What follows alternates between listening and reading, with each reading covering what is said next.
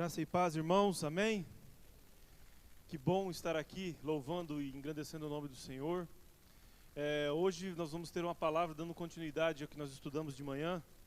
Vamos falar um pouco sobre o tempo do fim. O tema dessa ministração será a igreja e o tempo do fim. Eu sei que todo mundo está cansado de ouvir, todo mundo já vê isso em pregações, internet, mas eu quero te contar algo de uma forma com bastante ênfase, que nós estamos realmente vivendo o tempo do fim. E o que Deus espera da igreja? O que Deus planejou para a igreja? Essa é uma pergunta que nós podemos ter uma resposta fácil, mas na prática não é muito fácil de responder. Na realidade, a igreja do Senhor, ela não é um CNPJ. A igreja do Senhor não são essas paredes. A igreja do Senhor não é uma placa. A igreja do Senhor não é aquilo que eu ou você pensa. A igreja do Senhor é um corpo cuja cabeça é o nosso Senhor Jesus Cristo. Ele é o cabeça da igreja. Agora, qual que é o papel da igreja nessa palavra difícil, escatologia? O que Deus requer da igreja? Hoje de manhã cedo, se você não veio na escola, você perdeu.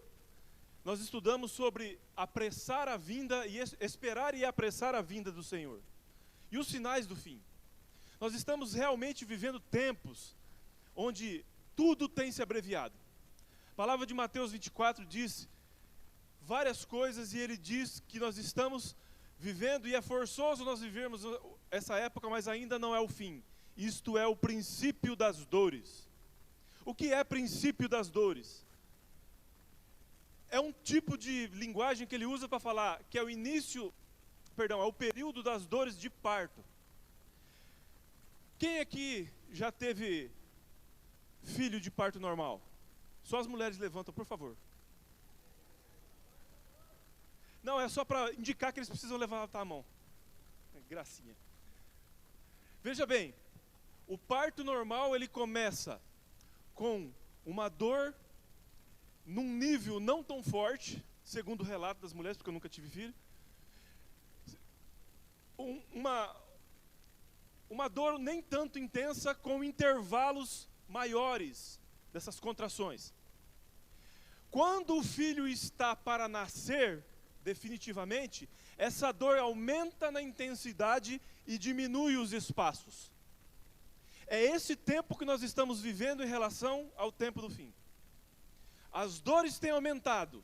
Que dores são essas? As aflições, guerras, rumores de guerras, falsos cristos, falsos profetas, que não são exclusivos só da época primitiva. Nós vivemos desde a época depois de Jesus Cristo até os dias de hoje, nós vivemos e vemos e nos deparamos com falsos profetas, que não falam a palavra de Deus, mas que falam a sua palavra, que não vivem para Deus, mas vivem para si mesmos. Enfim, e dentro desse furdúncio todo, dessa bagunça toda, de desajuste com a palavra de Deus, que tipo de igreja Deus quer? Por que a igreja foi chamada? Para que ela foi chamada? Como ela foi constituída? Simples, pela morte e pelo sangue de Cristo. Tá certo. Mas vamos abrir a Bíblia, lá em Mateus capítulo 21. Nós vemos nessa palavra, enquanto você abre aí, que Jesus sempre teve um embate com os fariseus. Por quê? Porque os fariseus tentavam viver a sua maneira, a vida com Deus. Eles tinham as suas regras, eles tinham os seus tradicionalismos. E aí eles começam um embate com Jesus em relação à autoridade de Cristo. Quem era Jesus? E com isso, eles colocavam em xeque a autoridade do Pai. Veja, a conversa começa lá no versículo 23. E aí ele continua falando parábolas que vai levar o entendimento dessas pessoas para tentar que elas tenham a percepção que ele era o Messias. E qual que era o papel deles como, entre aspas, a religião que representaria Deus, daquele momento até os dias de agora. Só que não tem como, guarde isso, não tem como você falar de futuro se você não olhar para o passado. Ah, Jesus pagou o meu pecado, enterrou meus pecados no mar do esquecimento, jogou lá embaixo. Mas você deve olhar com temor para o seu passado, para que você não caia no mesmo laço que caiu anteriormente. Com humildade, não se achando cara. E aqui nessa palavra, esses fariseus não foram assim. Quando eles perceberam que aquilo que estava sendo falado eram deles, eles se rebateram. Eles começaram a debater. Como nós aprendemos em caráter de servo no seminário. A diferença do verme para a serpente é que a serpente, quando você pisa, ela pica. O verme, quando você pisa, ele se entrega. No bom sentido da palavra, seja um verme, irmão.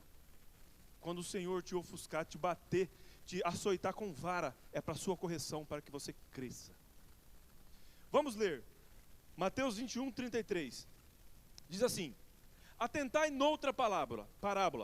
Havia um homem, dono de casa, que plantou uma vinha, cercou-a com a sebe, construiu nela um lagar, edificou-lhe uma torre e arrendou a uns lavradores. Depois se ausentou do país. Ao tempo da colheita, enviou seus servos aos lavradores, para receber os frutos que lhe tocavam. E os lavradores, agarrando os servos, espancaram um, mataram outro e a outro apedrejaram. Enviou ainda outros servos em maior número, e trataram-nos da mesma sorte. E por último enviou o seu próprio filho, dizendo: a meu filho respeitarão. Mas os lavradores, vendo o filho, disseram entre si: este é o herdeiro, ora, vamos, matemo-lo e apoderemo-nos da sua herança.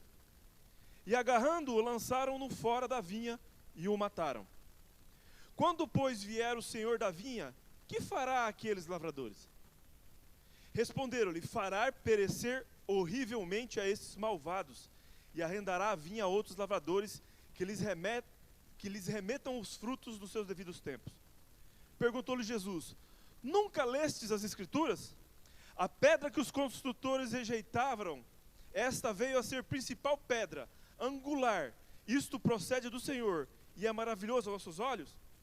Portanto vos digo que o reino de Deus vos será tirado, e será entregue a um povo que lhe produza os respectivos frutos. Todo o que cair sobre essa pedra ficará em pedaços, e o que cair sobre ela ficará reduzido ao pó. Os principais sacerdotes, os fariseus, ouvindo essa parábola, entenderam que era a respeito deles que Jesus falava. E conquanto buscaram, no prenderam, temeram as multidões, porque estas o consideravam como profeta.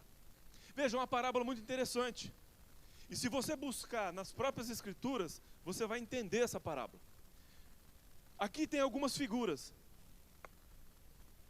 Tem a vinha, o dono da vinha, o primeiro grupo de trabalhadores, os servos que o dono enviou, o filho e o povo que vai dar os frutos. Pergunta para o irmão que está do seu lado. Eu não gosto de fazer isso, não. Mas pergunta para o irmão que está do seu lado. Do que essa palavra está falando? Veja bem. O dono da vinha, nós podemos entender que Deus, quando cria o mundo, Ele planta um jardim no Éden. E dá a quem? E dá ao ser humano para cuidar. Ok? Então a vinha você pode entender como o reino de Deus na terra. Como a missão do povo de Israel. A vinha. O dono da vinha, logicamente, é Deus.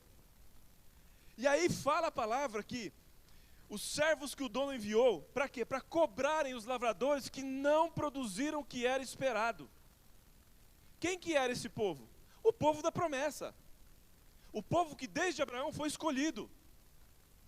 E aqui eu faço um parêntese para falar um pouco desse povo. Por que esse povo deixou de ser? Aliás, não é que deixou de ser, o plano é para que eles fossem uma continuidade.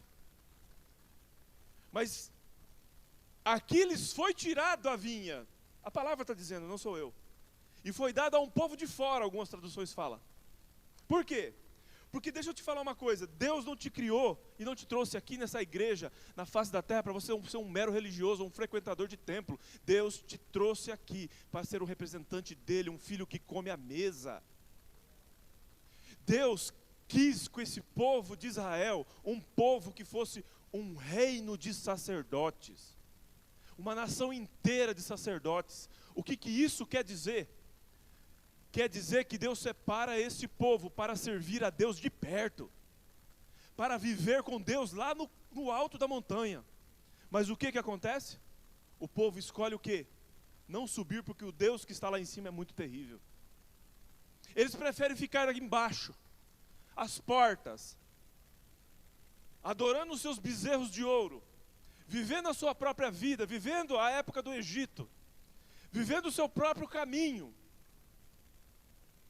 vivendo a sua vida. A palavra diz isso. Olha aí, Êxodo. Quem não quiser acompanhar no telão, fica à vontade. Êxodo 19, de 5 a 6, diz o seguinte.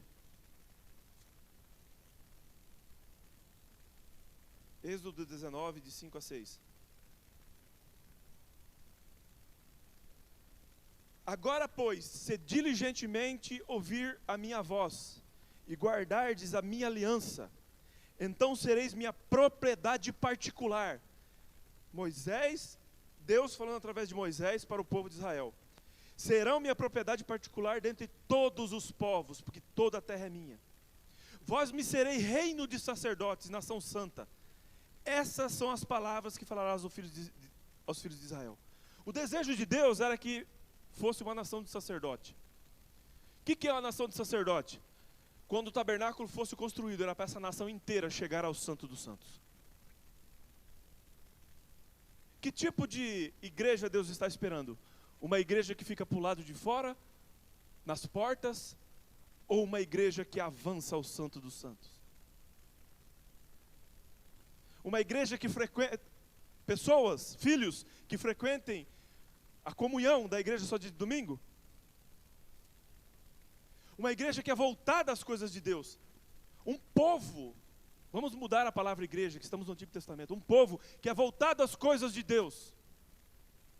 O filho que gosta do colo do pai. E não só daquilo que tem na mão do pai. Uma igreja que dê os frutos, um povo que dê esses frutos. E o que acontece? Acontece que de uma forma meio estranha, ou já esperada por Deus, eu fico imaginando a mente do Senhor. Cara, se eu sei que uma pessoa vai me decepcionar, eu já me afasto dela. Deus nunca desistiu do seu povo. Toda a aliança que Deus fez com alguém importante, partiu de Deus, sabendo que ia ser rejeitado, sabendo que muitas vezes ele desobedeceria. Jesus Cristo também sentou com aquele que havia de o trair, sentou com aquele que havia de o negar, e não deixou de tratá-los com igualdade. Por quê? Porque nós temos um Deus longânimo. Haja paciência. Haja paciência, nosso Deus é longânimo. Veja o que acontece. O povo sobe lá em cima. A hora que Moisés, lá em Êxodo 32, de 7 a 9, diz assim: então disse o Senhor a Moisés: vai, desce, porque o teu povo, que fez subir da terra do Egito, se corrompeu. Depressa se desviou do caminho que lhe ordenei. Eles fizeram para si um bezerro de fundição, e adoraram-no. E lhe ofereceram sacrifícios e disseram: eis aqui, ó Israel, o teu Deus, que tirou da terra do Egito. O povo, ao invés de querer o Deus que estava disponível a eles, eles preferiram a forma antiga de viver. E sabe o que é que está atrapalhando a igreja de dar os frutos do Senhor na época que nós vivemos? O tradicionalismo. Maldito seja o tradicionalismo. A tradição é de Deus. Igrejas tradicionais são de Deus. Por quê? Porque elas devem seguir a tradição da Bíblia. marido de uma mulher só Jesus salva, só Jesus liberta, o Espírito Santo dá dons, tudo isso é tradição da igreja. Quando a tradição vira tradicionalismo, a igreja adoece. Igrejas históricas estão morrendo, porque se assentaram no trono da sua vida e não deixaram Deus mais fazer as coisas. É assim, eu já vi gente, Se você souber, fica quieto, se você já viu alguém assim. Pessoas, eu não gosto do louvor, e ainda se empina assim, igual um pombo. Eu não gosto do louvor, eu vou chegar só na hora da pregação. Eu não gosto daquele pastor, eu não gosto do jeito que toca guitarra, a música que ele tocou hoje eu não gostei. Ainda bem que você não gostou, porque não é para você. É para Deus. Nós não podemos mais ficar presos às portas. Jesus nos chama para entrar pela porta, entrar pelo ato, chegar no santo lugar. É essa a igreja que Jesus vai vir buscar. Uma igreja que dá fruto, uma igreja que não precisa de instrumento para dizer santo, santo, santo, santo. O Senhor é Deus, só o Senhor é Deus. Aquele Deus que um dia me tirou das trevas, do fundo do poço. Aquele Deus que eu estava no fundo do poço, Ele botou uma mola lá no fundo e me jogou para o céu. É esse Deus. Sabe, nós parecemos que estamos assim, ó. O tempo de cantar chegou. Jesus, Maria, José, da porta dos aflitos, que eu aprendi com o pastor Satiro. Veja bem, a igreja é um organismo vivo, ligado por junta, medulas, ossos, nervos, com a cabeça que é Cristo. Esse povo aqui rejeitou. E veja o que acontece. No versículo 25 de Êxodo 32, Moisés viu que o povo estava desenfreado. Você sabe o que é desenfreado? Estava assim, doidão, fazendo o que quer, do jeito que ele quer. Porque Arão os havia abandonado a sua vergonha no meio dos seus inimigos. Moisés ficou de pé no meio do acampamento e exclamou. Eu não sei se tem antes, os pastores aí que entendem da Bíblia. Eu vejo aqui o primeiro apelo. Se você quer aceitar Yahvé como Senhor, vem à frente. Olha o que a palavra diz. Olha o que a palavra diz. Então Moisés proclamou, assim diz o Senhor Yahvé, o Deus de Israel. Perdão. Exclamou, quem for de Yahvé, vem até mim. Por quê? Porque estava todo mundo desviado. Olha o que acontece. Todos os filhos de Revevi se reuniram em torno dele. Então ele proclamou, assim diz o Senhor Yahvé, o Deus de Israel. Agarre cada um de vós a sua própria espada, percorra o acampamento todo, de tenda em tenda, e mate seu irmão, seu parente, seu vizinho e seu amigo. Os filhos de Levi fizeram tudo segundo a palavra de ordem proferida por Moisés. E naquele dia morreram mais de 3.000 homens do povo. Então Moisés declarou aos levitas, hoje passaste pela prova de matar seus próprios filhos e irmãos, e dessa maneira vos congregastes como sacerdotes ao serviço de Yahvé, o Senhor. E porque vos submeteste a isso, deu-vos Deus nesse dia uma grande bênção. Veja bem, uma nação que era para ser inteira de sacerdotes, servir a Deus de perto, transformou-se em uma tribo, que lá em Números foram designados definitivamente, porque eles não teriam herança, o Senhor seria a herança deles. O que Deus tinha preparado para um povo inteiro, um Brasil, uma Israel, no sentido de nação, falei Brasil, foi só para um povo, porque eles responderam ao chamado de Deus. E deixa eu te dizer uma coisa, quando Jesus nos chama, é lindo, tudo se fez novo, as minhas contas do banco já estão nova, tá, beleza, pastora Ruth, não devo mais nada para ninguém, Jesus pagou tudo, lindo, maravilhoso, né? Mas a gente não sabe que quando Deus nos chama, de certa forma, Ele pede algo de valor para nós. O quê? A nossa vida. Ele pede para nós fazermos algo. O tabernáculo era muito lindo. Quando você entrava tinha uma porta. Jesus fala em João 10:9 que Ele é a porta. Aquele que entrar por Ele achará pastagem. E aí a pessoa entrava no tabernáculo, ele sentia que ele estava indo para a salvação. Mas quando ele dá de cara depois da porta, ele vê um lugar em que o crente hoje não gosta, que é o altar de sacrifício. Como Paulo diz, rogo-vos, pois, irmãos, pela compaixão do Deus vivo, que apresentei vossos corpos como sacrifício vivo, santo e agradável a Deus. Esse é o vosso culto espiritual. Ele está falando em sacrifício vivo, em deixar aquilo que você gosta, deixar que Ele faça a obra através de você, não você faça a obra. Não existe ministério meu, não existe ministério de ninguém. Deixa eu contar um breve testemunho. Quando eu estava no 2º ano do 2º grau, eu gostava de jogar Mortal Kombat. E eu vacilei. E eu não estudei. Eu era bom em Mortal Kombat, hein? Arrancava a cabeça dos caras, assim, aquele sangão velho comia. Era uma beleza. Coisa linda. O que aconteceu? Deixei de estudar português. Sabe qual foi a matéria que eu reprovei no 2º ano? Português, interpretação de texto. Hoje eu dou aula de interpretação bíblica. Por quê? Porque eu sou bonito? Não, porque Deus me levantou, me capacitou, me deu o dom, então é Ele que faz através de mim. Sem Ele eu não faço nada. Sem Ele eu sou um Zé Mané. Ele é tudo em nós. O que acontece? O povo de Israel deixa tudo isso para trás. Aí nós voltamos lá na parábola. O dono da vinha, Deus, chama os servos que o dono enviou para chamar a atenção daquele povo. Que povo é esse? O povo de Israel, que deixa de dar os frutos. Os profetas são chamados e eles apedrejam os profetas e matam. Como Jesus diz: Jerusalém, Jerusalém, vocês não me verão mais até o dia em que direis: bendito é o dia em que aquele que vem em nome do Senhor. Sabe que dia que é esse? O dia depois da tribulação, onde Israel será tratado, que eles verão Jesus em grande poder e grande glória. Eles vão falar assim: bendito aquele que vem em nome do Senhor. Bendito é o que vem, porque antes, só rejeição. Calma que nós não chegamos na igreja ainda. E aí, a história continua. Bom, eles não aceitaram ninguém, os profetas não aceitaram, vou mandar o filho. Vou mandar o filho, porque o filho é a autoridade máxima. Eles rejeitaram o filho, perseguiram o filho. Por quê? Porque são religiosos, a coisa não acontecia do jeito que eles queriam. A palavra não era pregada quietinha, né? Você gritou demais, pastor, você deu muito glória, glória, glória. Você falou muito de cura, você falou muito de libertação, você falou muito do Espírito Santo. Você mandou levantar muito as mãos. Não era do jeito que os fariseus queriam. Não era. E o que aconteceu? Eles negaram o filho, mataram.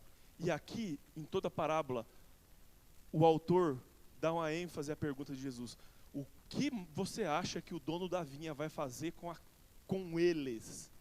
Aqueles que apedrejam e matam o Senhor Jesus. Que foram os fariseus. Mas o que isso tem a ver conosco? Quando nós decidimos fazer a nossa obra,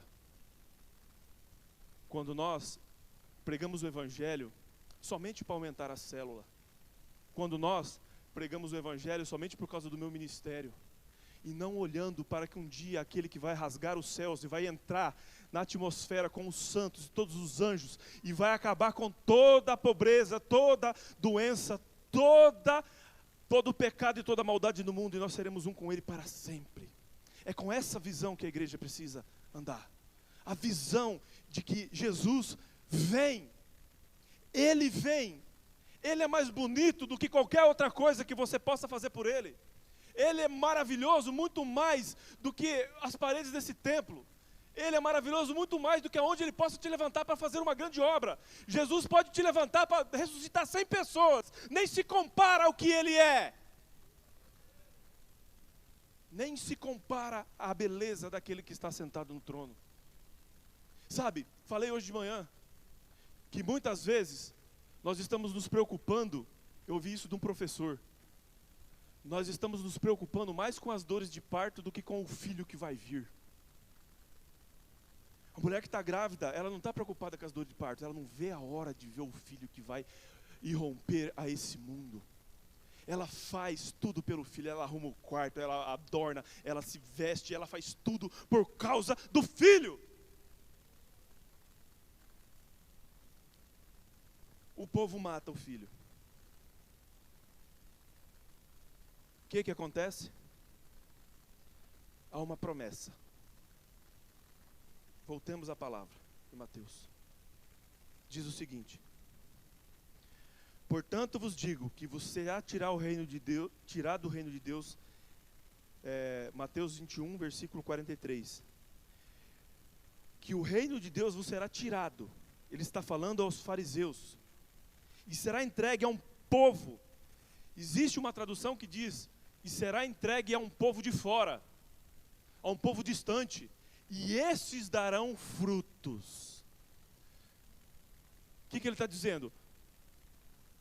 Vocês lá no deserto não aceitaram o apelo. Os profetas vieram falar, vocês não aceitaram Israel. Mandei o filho para salvar primeiramente. Para quem que o filho veio salvar? Senão as ovelhas perdidas da casa de Israel. Depois nós.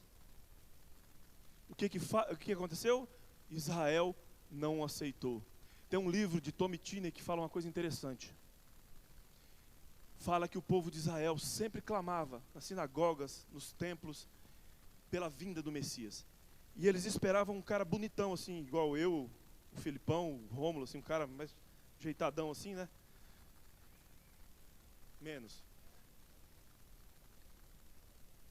Alguém que fosse de aparência, eu estou brincando, gente, eu sou estragado.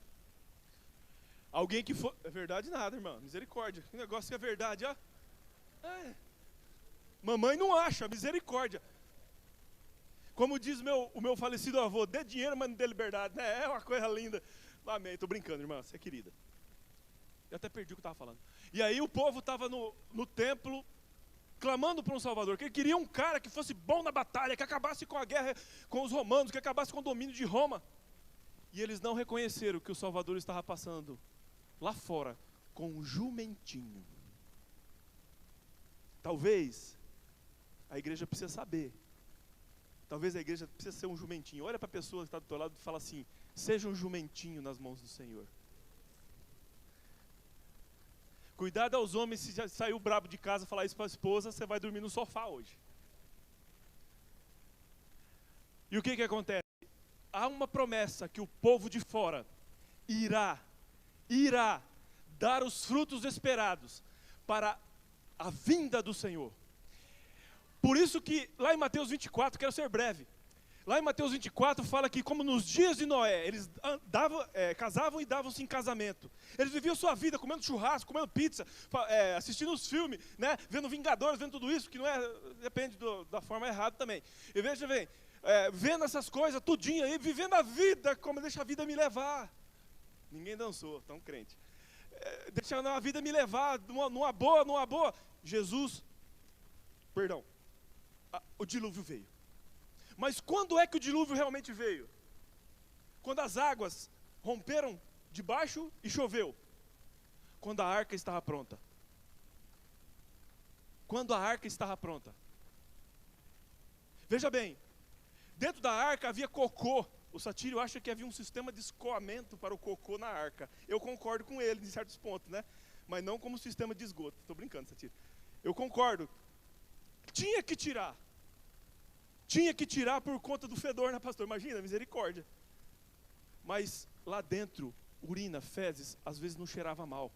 Quantas vezes a igreja passa a imagem de que não cheira bem, por conta de pecado, de coisa ruim, de maus exemplos, de não olhar para o órfão, não olhar para o oprimido. Aqui não, aqui nós temos essa bênção.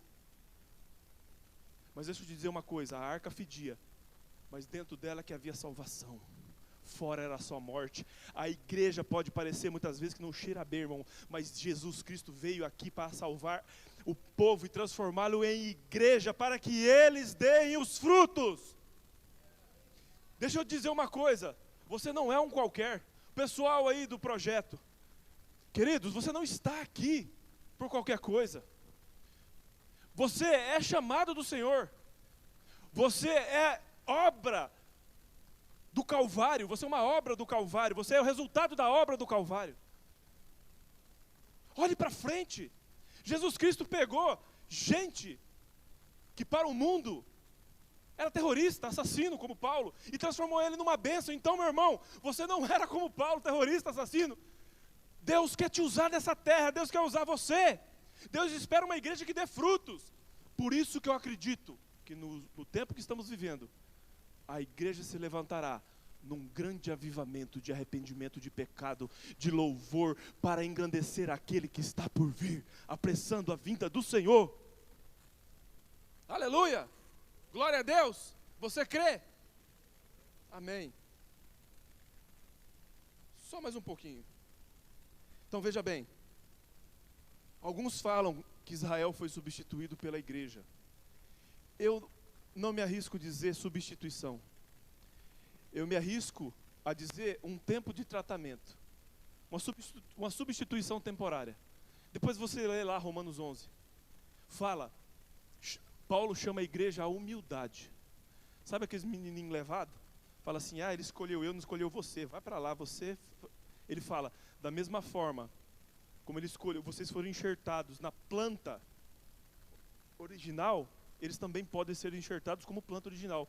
Então não vos porteis como eles, para que vocês também não sejam cortados. Está falando para nós.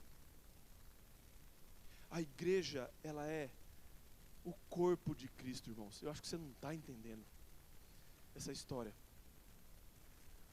A igreja é a representante do reino dos céus aqui na terra. Jesus Cristo escolheu a igreja. O que é a igreja do Senhor? Todo judeu, todo grego, todo povo que aceita, que crê no Senhor Jesus como o único suficiente Salvador. É designada a natureza. A Bíblia fala que a igreja, essa segunda obra da salvação, torna você e eu mais perfeito, vamos usar essa palavra, do que a primeira criação. Moisés andava com o rosto coberto pela glória de Deus, e ele tinha a visitação do Espírito. E você, que tem a habitação do Espírito,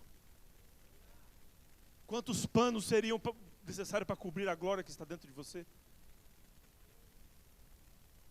Quem poderá nos separar do amor de Deus? Será a luta? Nem o anjo da parte de Deus entrou na marca do sangue nos umbrais lá em Israel. Porque ninguém pode ultrapassar a marca do sangue. A marca do sangue está dentro de você, por isso que os demônios detestam você, por isso que eles fogem de você. Não é porque você tem um título de pastor, você é um levita, não, porque o Deus está dentro de você, com a marca no seu coração, como propriedade exclusiva de Jesus Cristo. Então, nos portemos assim. A igreja entra no lugar de Israel. Eu já saí fora de tudo aqui, irmãos. Só Jesus na minha vida. Há um tempo determinado para a restauração de Israel. Lucas 21:20 fala disso. Mas quando virdes Jerusalém cercada pelos exércitos, sabei então que é chegada a sua desolação. Então os que estiverem na Judéia fujam para os montes, e os que estiverem dentro da cidade saiam. Os que estiverem no campo não entrem nela, porque dias de vingança são estes, para que se cumpram todas as coisas que estão escritas. Ai das grávidas, das que amamentam naqueles dias, porque haverá grande angústia na terra. E Jerusalém será pisada pelos gentios, até que o tempo desse se complete.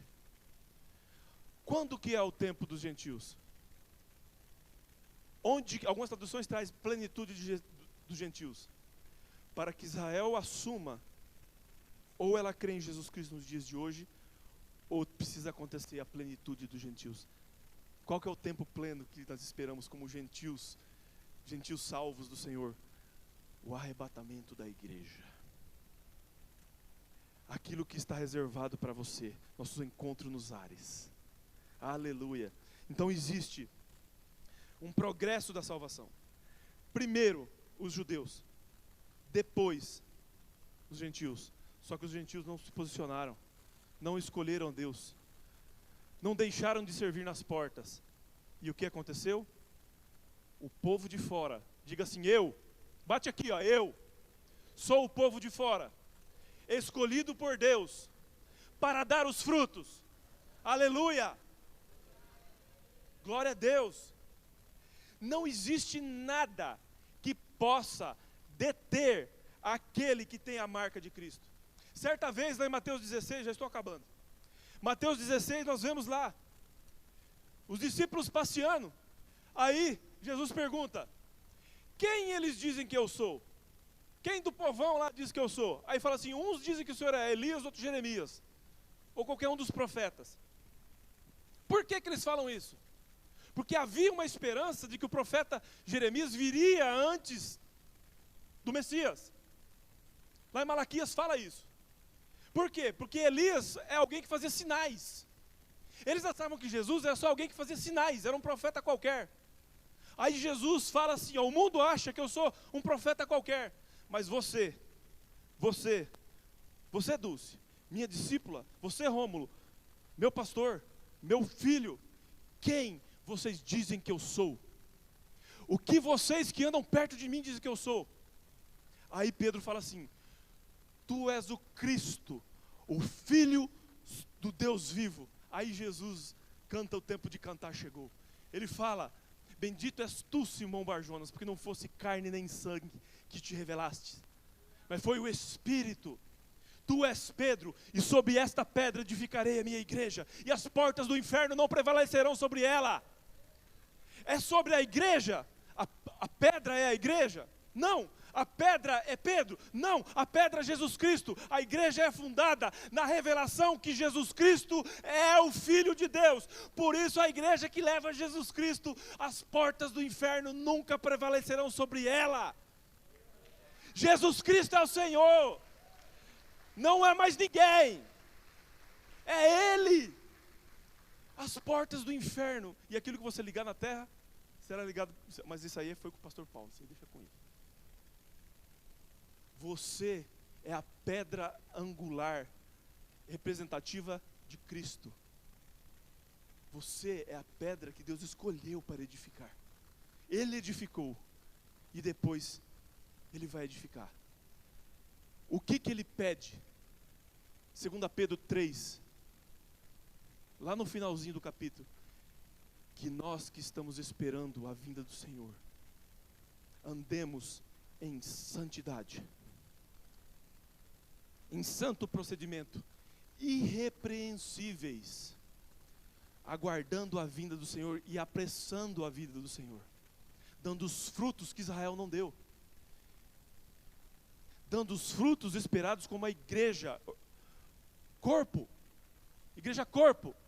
Não estou falando de instituição. A instituição serve ao corpo e não o corpo serve à instituição.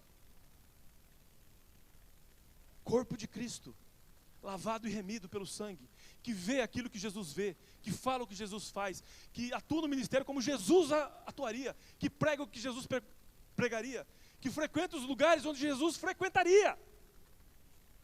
Uma igreja santa, lavada, que tenha aqui dentro um rio que flui, adornada de vestes brancas, que são suas obras de justiça. Uma igreja que faz, não por regras, mas que faz porque tem uma mente restaurada no Senhor. Uma igreja que não é voltada a si mesmo.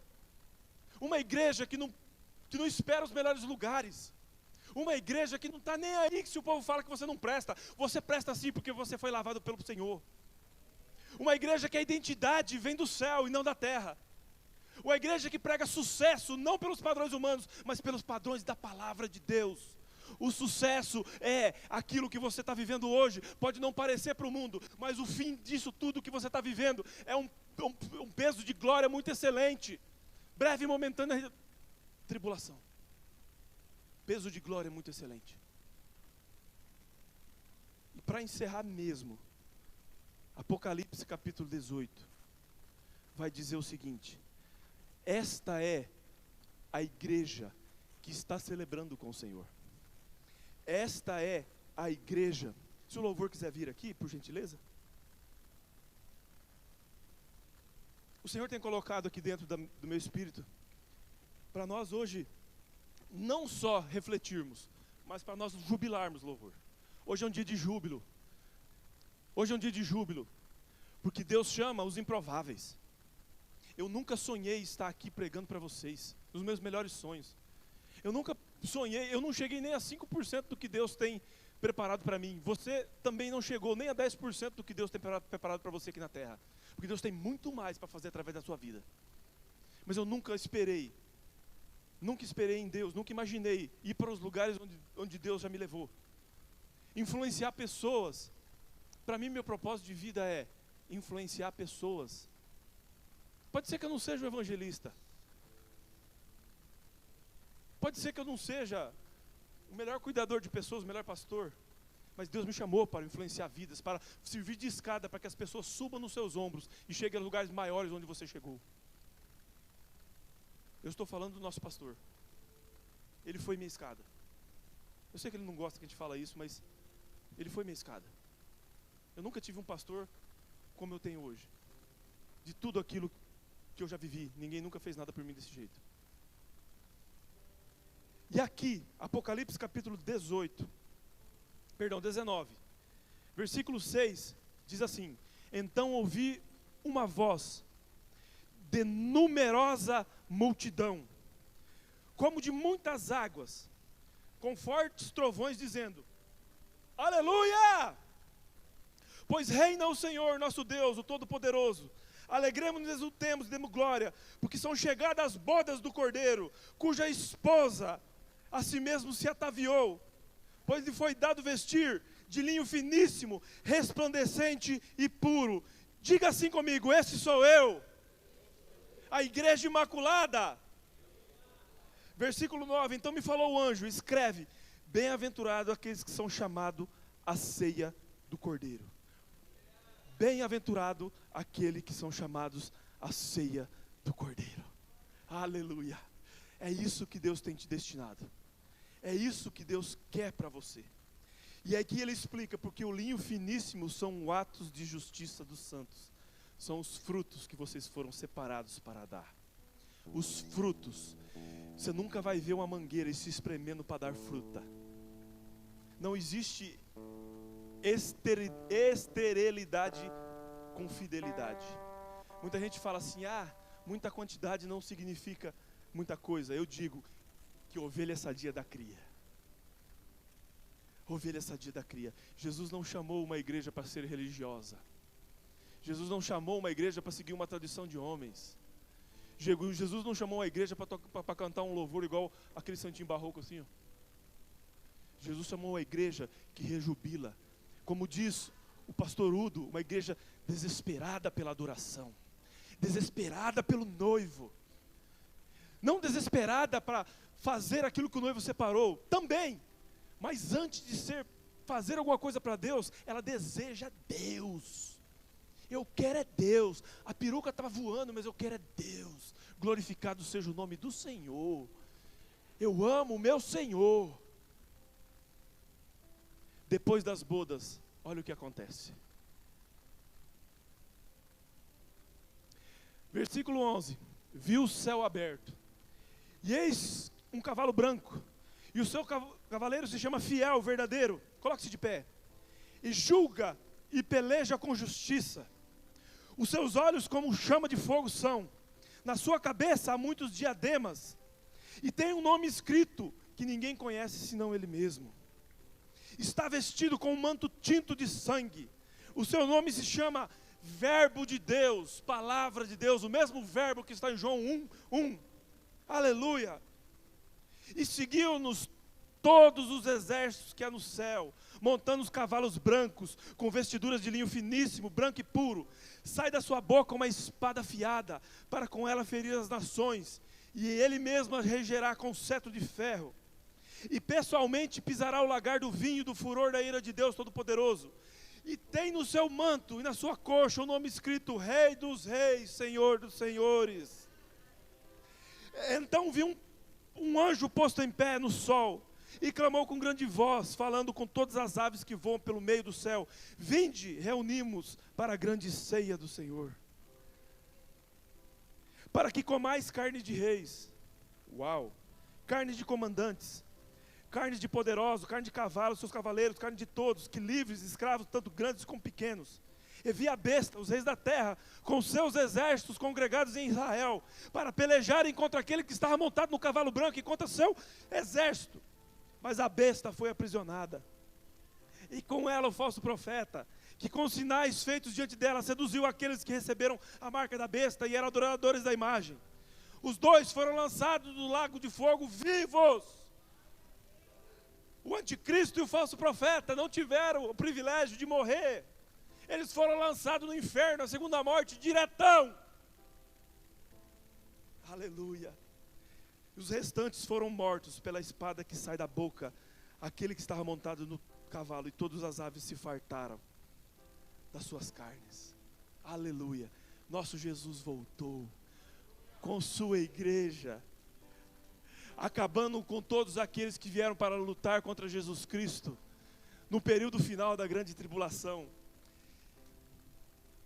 E o que eu acho mais incrível, que esse é o motivo para você rejubilar. Um dos motivos para você rejubilar. Quando você assiste filme de guerra, vocês já viram? Quem assistiu Troia? Quem já assistiu A Cruzada? Você vê que há um mexer de tropas. Eles começam a comer pelas beiradas, igual o gato comendo sopa fria, sopa quente pelas beiradas. Eles começam a atacar dos lados e vencer. Aqui nessa palavra nós vemos um exército pronto para a guerra contra o Senhor, mas você não vê o desenrolar da batalha. Você vê só ele chamando e fala assim, traz lá os abutres para comer esse povo que está morto. Por quê? Porque toda batalha que alguém levanta contra o Rei dos Reis, Senhor dos Senhores, é batalha perdida. Porque o nosso Deus se levanta com um grande rei, com um grande poder, grande glória, porque Ele é Deus sobre todas as coisas. Não existe batalha que Jesus não possa vencer. Não existe condição que Jesus não possa reverter. Você é a noiva, portanto, se alegre, rejubile, porque o teu destino é o céu.